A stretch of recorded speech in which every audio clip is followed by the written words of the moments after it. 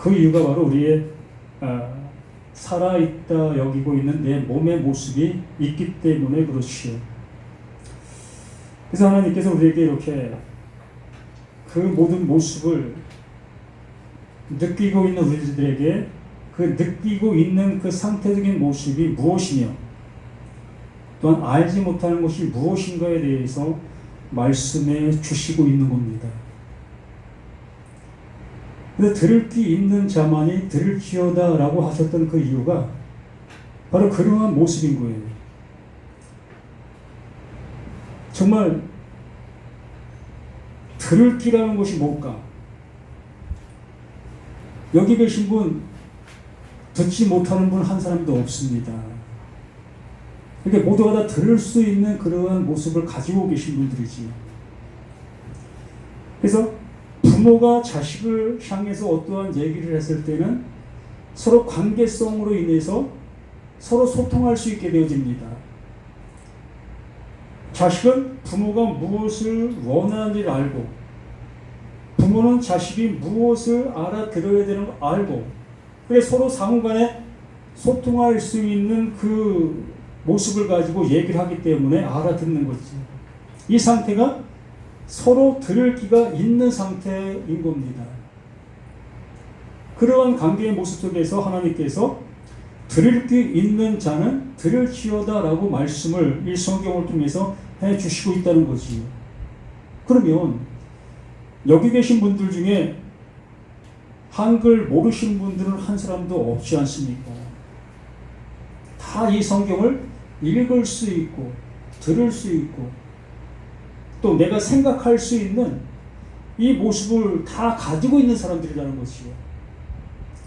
분명 우리는 다 이렇게 할 수 있는 우리들인데도 불구하고 들을 귀 있는 자는 들을지어다 라는 그 말로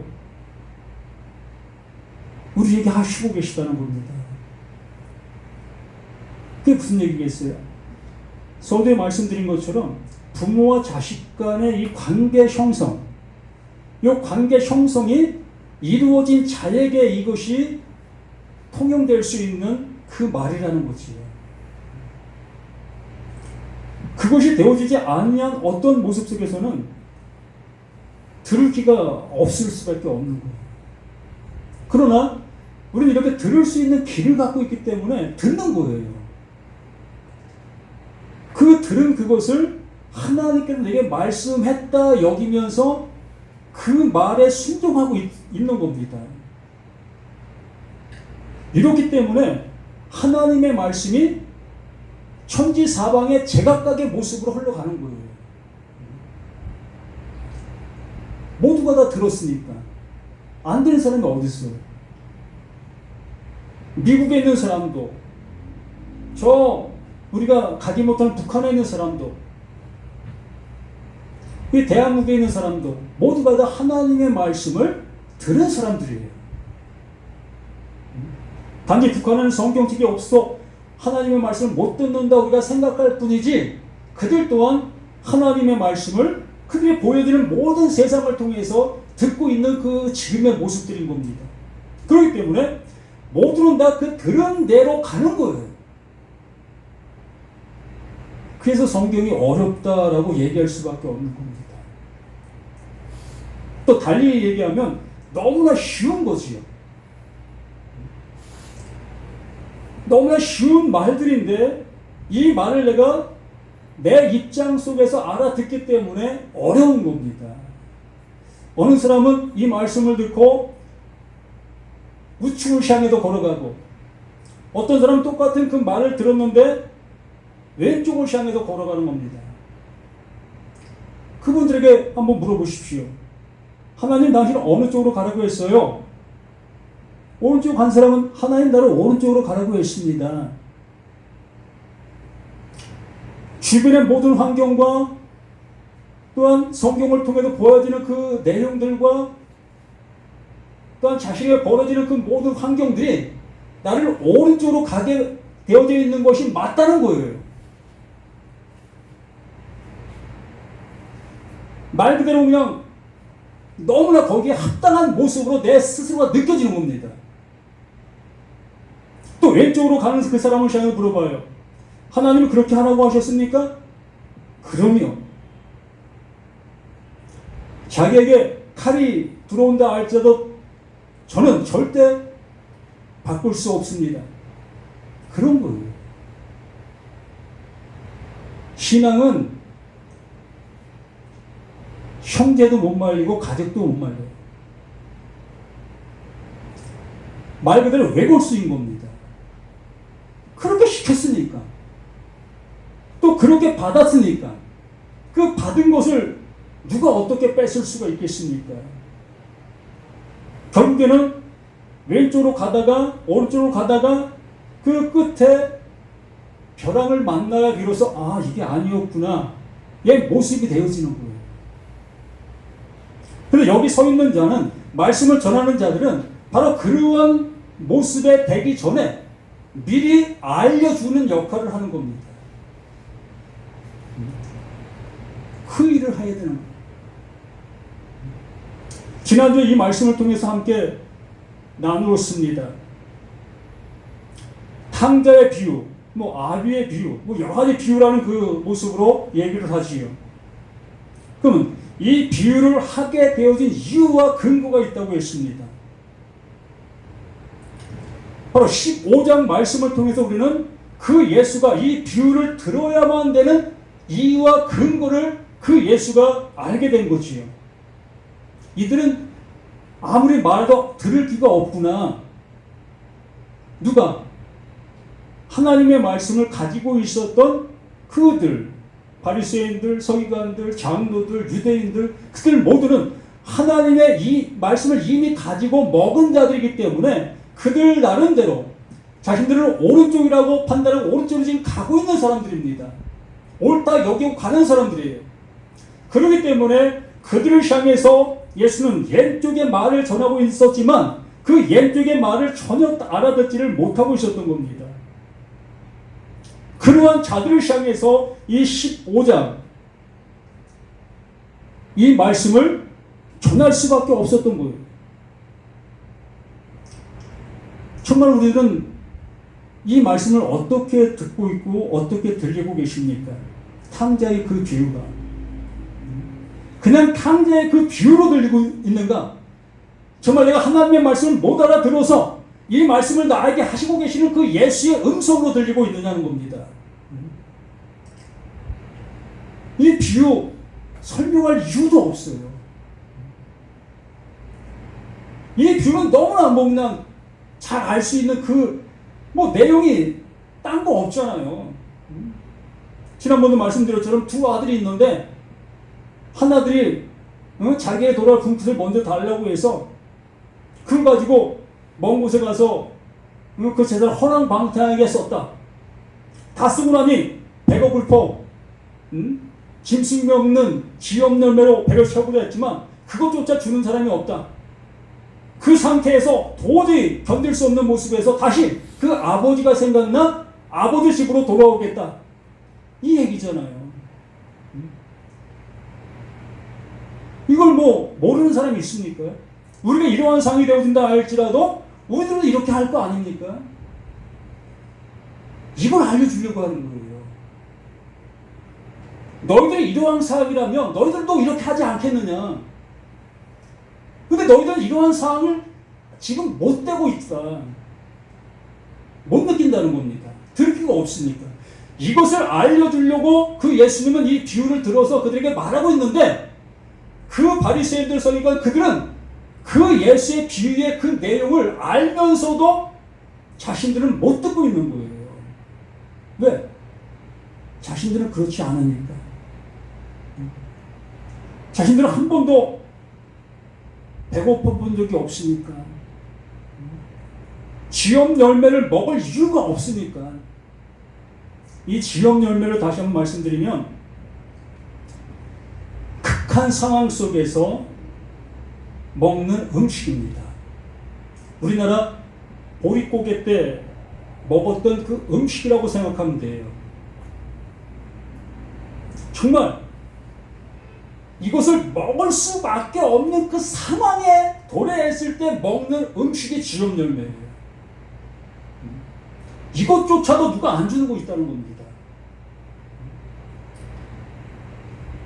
이러한 사항이 누구다? 바리새인들, 서기관들, 장로들, 유대인들이라는 거예요. 근데 그들은 그걸 모르고 있는 것이 그게 문제가 되는 거예요. 그러면서 15장 1절 2절에서 말씀해 주신 이유가 그거라고 말씀을 드렸던 겁니다. 뭡니까?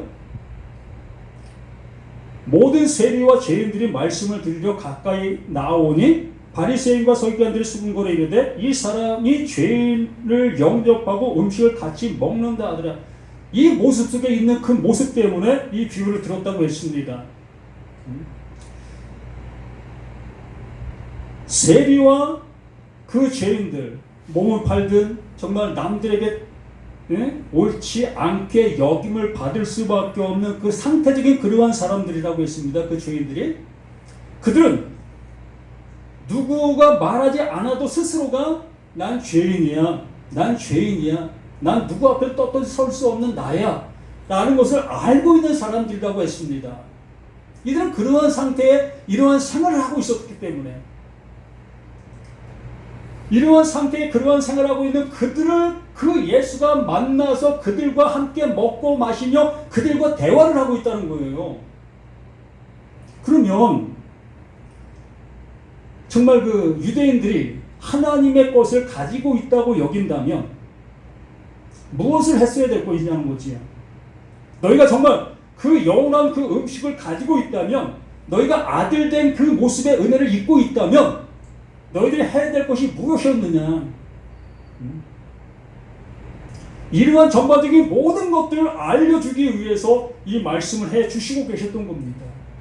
그래서 들을 귀 있는 자는 들어라 라고 말씀해 주셨는데 한 사람도 들은 적이 없어요. 우리도 마찬가지일 겁니다. 정말 나의 상태가 지엄 열매를 먹어야 될 그 상태적인 모습이 내가 되어져 있지 아니하다면 이 말씀은 나와 아무 상관이 없는 거예요. 우리는 꽹가리가 되어 그냥 한 시간에 내 길을 어지럽게 만드는 이야기가 될 수밖에 없다는 겁니다. 저는 이야기를 하는 것이 아니라 생명을 나누는 겁니다. 그 예수의 그 생명, 그 하나님께로부터 받은 그 생명, 그 생명을 너희들이 정말 그 지온 열매를 먹어야 될 그 정도의 모습으로 사모하고 있느냐? 푸토코스. 진정한 그 가난의 모습 속에서 그 하나님의 말씀을 사모하고 있느냐? 하나님, 나 그거 안 주면 난 도저히 살아날 수 없는 존재입니다. 아니, 그냥 상태적인 그 모습이 내가 그러한 상태가 되는 거예요. 그러한 상태로 있는 그를 그 하나님은 긍휼을 베푸시는 겁니다.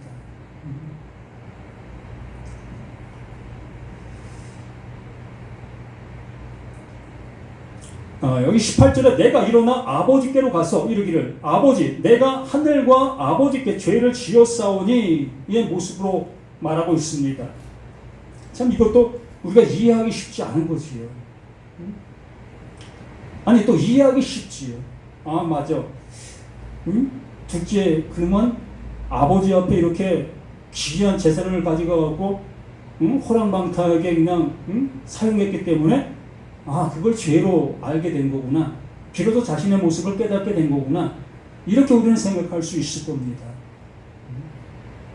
그것도 죄니까.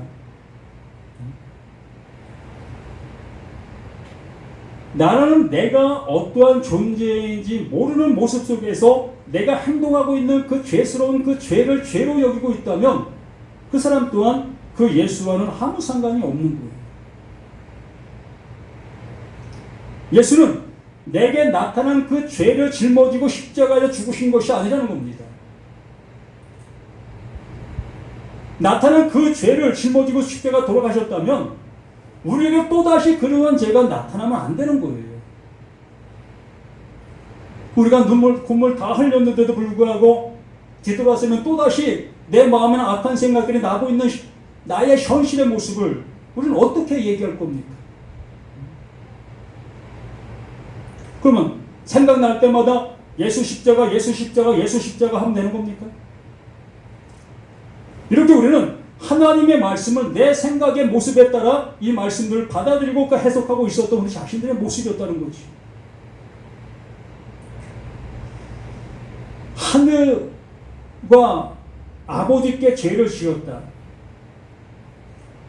하나님은 모든 사람을 하나님과 하나 되게 하시려고 하시는 거지요. 이게 아들 되는 거잖아. 이게 구원이잖아. 이게 영생이잖아.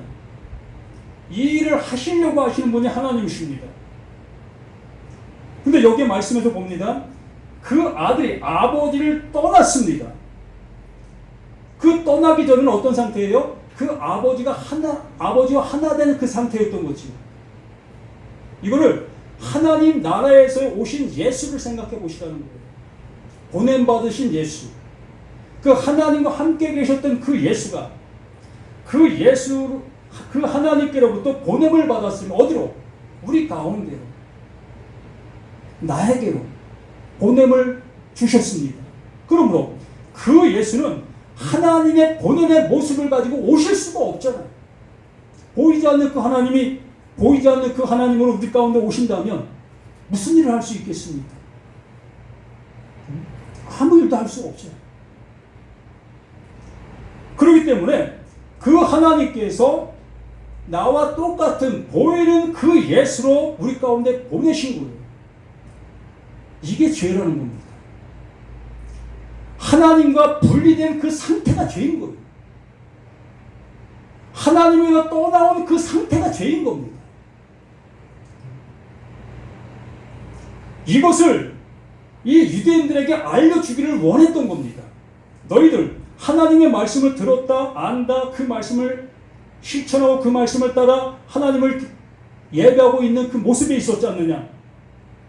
그 말씀을 통해서 너희들이 어떠한 상태의 그 죄를 알았느냐, 아니면 너희들이 그 하나님과 그 말씀을 통해서 하나가 되었느냐, 이걸 알려주고 있는 그 말씀들이었는데 그들은 전혀 못 알아듣고 있었다는 거지.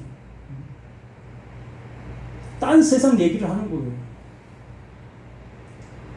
바로 죄라는 것은 나라는 이 몸뚱어리에서 나오고 있는 그거 죄 맞아요. 죄가 아닌 거 아닙니다. 큰 죄지면 수갑 차야 되는 거 맞습니다. 감옥 가야 되는 거 맞습니다.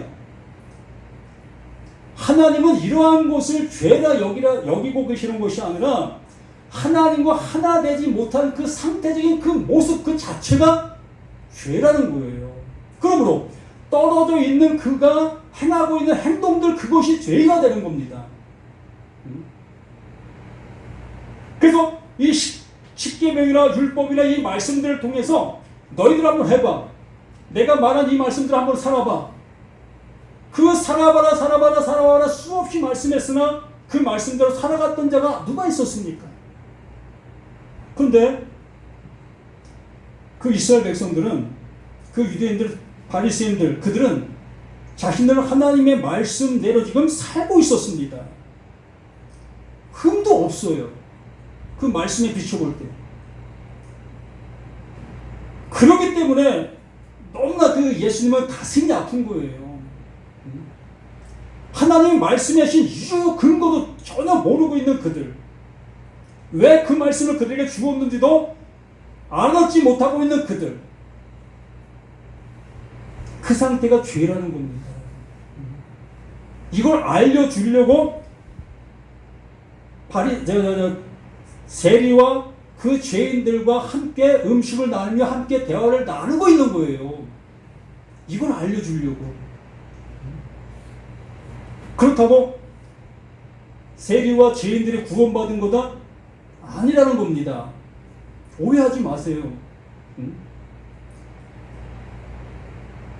우리에게 뭔가 말씀해 주시려고 하시는 스토리가 그 안에 담겨 있는 거예요. 그렇다고 해서 나 죄인입니다. 그러면 하나님께서 그래 너 죄인이야? 내가 너 구원해 줄게. 이러한 얘기 하는 것도 아니라고요. 그러므로 이 말씀들이 어떠한 말씀인지를 내가 알아듣게 되어졌을 때 내가 하나님과 분리된 상태, 이렇게 몸으로 존재하고 있는 이 상태가 하나님과 분리되어 있는 나구나. 그러므로 내가 죄인이구나. 하나님과 하나 될 수 없는 그 상태가, 그 모습이 죄인이구나. 이걸 알게 되어졌을 때에 그 하나님이 우리를 그 하나님 안으로 이끌어 주시는 겁니다. 하나 되게 해주시는 거예요. 그러므로 그 하나님이 내 안에 임재하여 주시고 내가 그 하나님 안에 들어가게 되어지니까 이제 뭐가 되는 거예요? 죄가 없어진 거잖아요.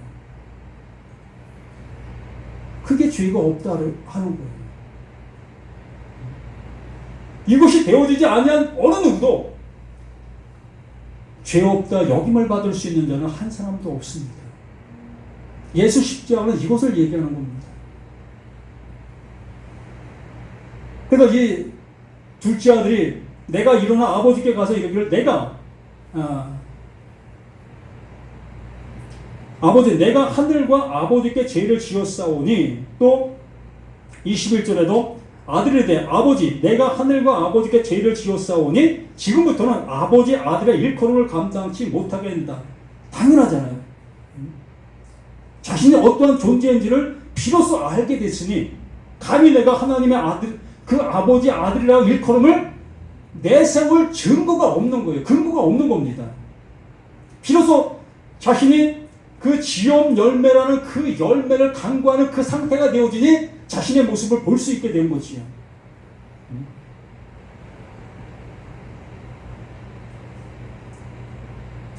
그렇게 되어지니까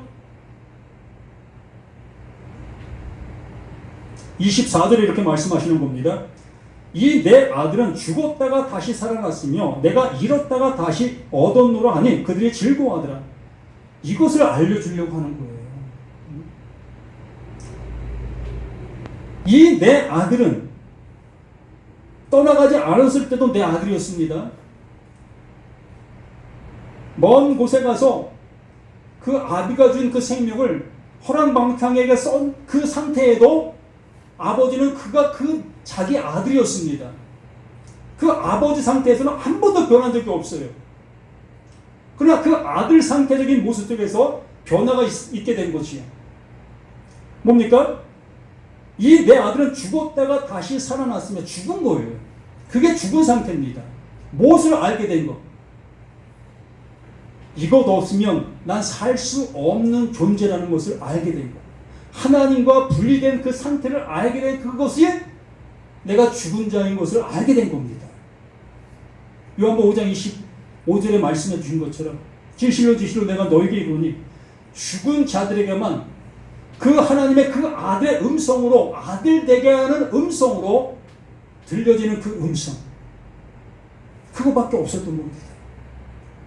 이 둘째 아들에게도 악에서 알게 해주시려고 했던 그것이 바로 그거라는 거예요. 죽은 자만 그 아들의 음성으로 이 말씀들이 들려질 수 있다. 지금 얘기하고 있는 이 말이 아들의 음성, 아들 되게 하는 말씀이다. 근데 너희를 어떻게 지금 듣고 있느냐? 어떻게 들리고 있느냐? 진정 이거 먹으면 살 수 있는 그 말로 들리냐? 아니면 나를 괴롭히는 말로 들리느냐? 나는 이미 가지고 있는 말로 들리느냐? 이러한 여러 가지 모습으로 이 말씀들이 우리에게 다가오고 있는 그 모습들인 겁니다. 그리고 죽었다가 다시 살아났으며 내가 잃었다가 다시 얻었노라 하니 그들이 즐거워하더라. 우리 모두가 이 은혜 속에 이 은혜를 받아야 될 우리 모두라는 겁니다. 바로 이스라엘 그들이 이 말씀으로 인해서 그들이 이러한 모습이 되어져야 할 그 모습이었다는 겁니다. 그러므로 이 말은 그때 그들을 향해서 말한 그것이 아니라 지금 이 순간 나에게 이 말씀을 해주시고 있는 거예요. 너희는 지금 이 말이 어떻게 들리고 있으며 너희 상태 속에서 그 하나님이 어떻게 보여지고 있느냐.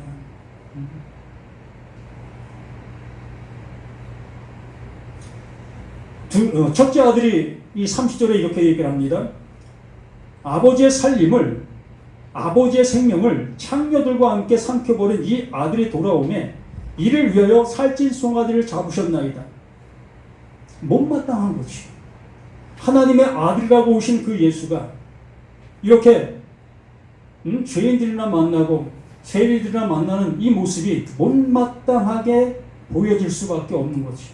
자신들은 절대적으로 그렇게 할 수 없다는 겁니다. 하나님이 자신들에게 주신 말씀을 저 개같은 존재들에게 전할 수 없다는 겁니다. 내 모든 것을 통해서 구별시켜야 된다는 겁니다. 아버지가 이르되 너는 항상 나와 함께 있으니 내 것이 내 것이로되. 하나님의 말씀이 그들 안에 이미 존재하고 있어요. 이미 가지고 있습니다. 그 아버지의 그 생명의 그 말씀을 이미 가지고 있습니다. 그럼에도 불구하고 그들은 자신들의 죽은 자의 모습으로 깨닫지를 못하고 있는 거지. 그 말씀은 자신들을 죽이는 말씀이 되어지지 아니하고 자신들 지금까지 살아있게 만드는 말씀들로 받아들이고 있었던 겁니다. 이게 차이인 거예요.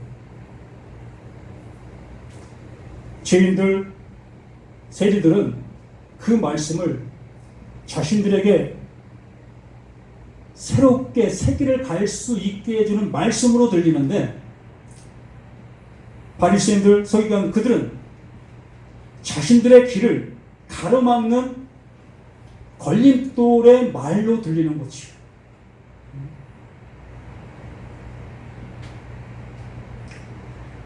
그리고 32절에 또다시 말씀해 주십니다. 이 내 동생은 죽었다가 살아났다. 네 동생은 죽었잖아. 네 동생 죽었는데 네 동생 죽은 거 보고 너는 아무 생각 안 드냐?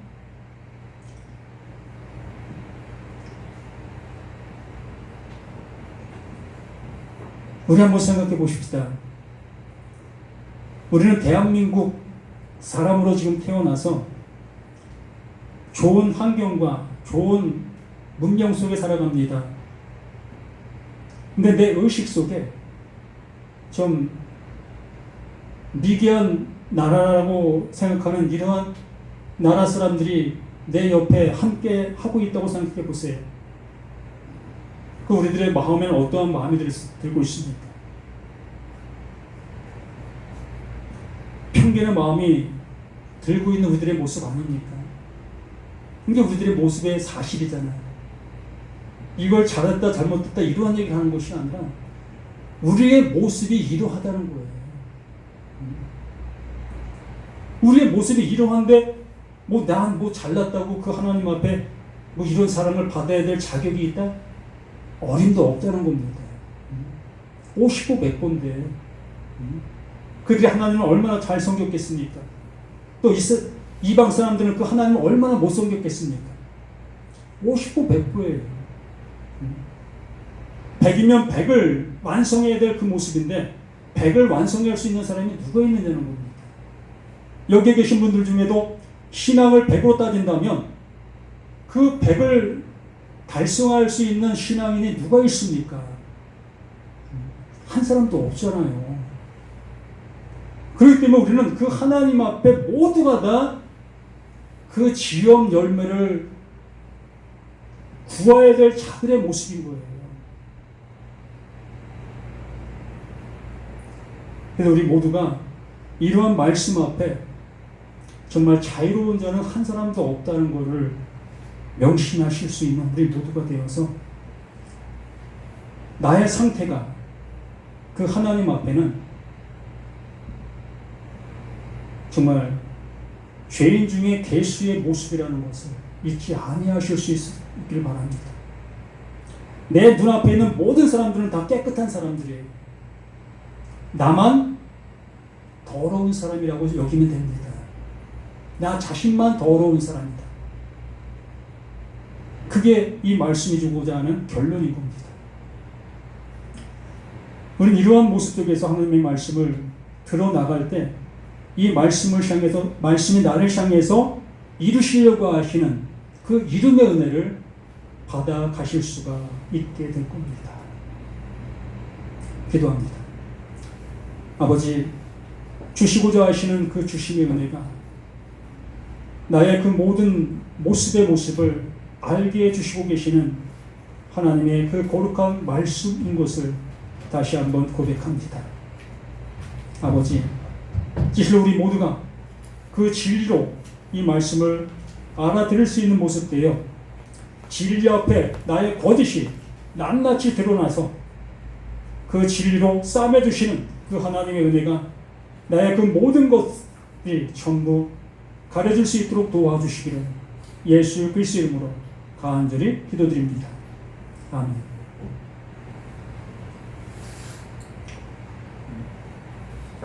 찬송가 167장